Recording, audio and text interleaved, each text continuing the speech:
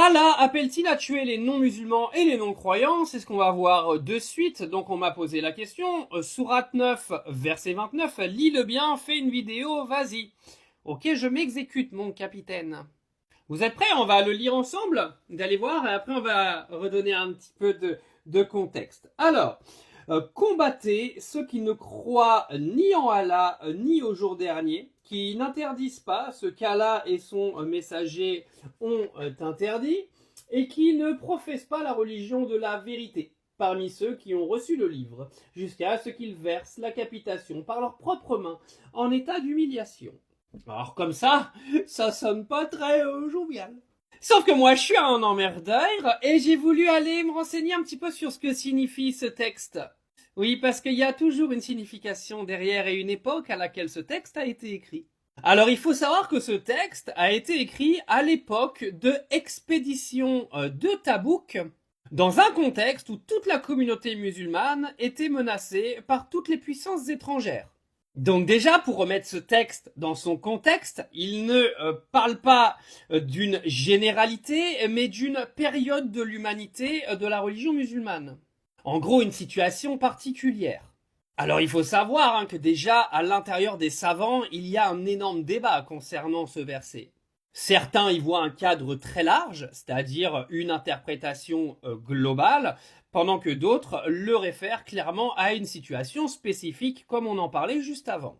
Alors, un des savants de l'islam a donc expliqué que ce verset ne peut être utilisé comme justification générale ou immédiate pour tuer tous les non-musulmans, et voici pourquoi. Parce que ce verset, il s'inscrit dans un contexte concret de conflit et de contraintes politiques. Que beaucoup d'autres versets du Coran font appel à la paix, à la liberté de croyance et à la justice. Donc l'interprétation de ce verset ne peut pas seulement être isolée. Parce que sinon, il n'y aurait aucune cohérence. Tu peux pas appeler d'un côté à la liberté de croire et de l'autre côté à l'exécution des non-croyants. Ça n'a aucun sens. Ce dernier savant nous explique que l'utilisation contemporaine de ce verset sans tenir compte de son contexte historique et de l'ensemble du texte coranique conduit à des abus. C'est-à-dire qu'en gros, vous avez un gars qui est un petit peu taré, il va prendre le Coran, il va lire ce verset, il va se dire tiens, je peux tuer tous les non-musulmans. Sauf que le texte du Coran ne veut absolument pas dire ça.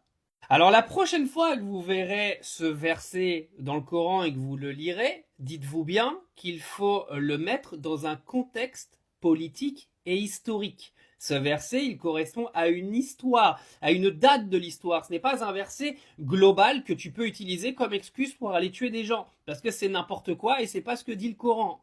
C'est ça qui est absolument dramatique avec les livres religieux, c'est que vous pouvez les prendre, vous pouvez sortir énormément de textes de leur contexte et leur faire dire n'importe quoi. Et tous les détracteurs aujourd'hui de la religion musulmane le feront clairement. Et à tous les musulmans qui lisent le Coran de façon rapide, à chaque fois que vous avez un texte qui vous paraît un petit peu étrange, essayez d'aller analyser le verset et ce pourquoi il a été écrit. Ça évitera bien des problèmes.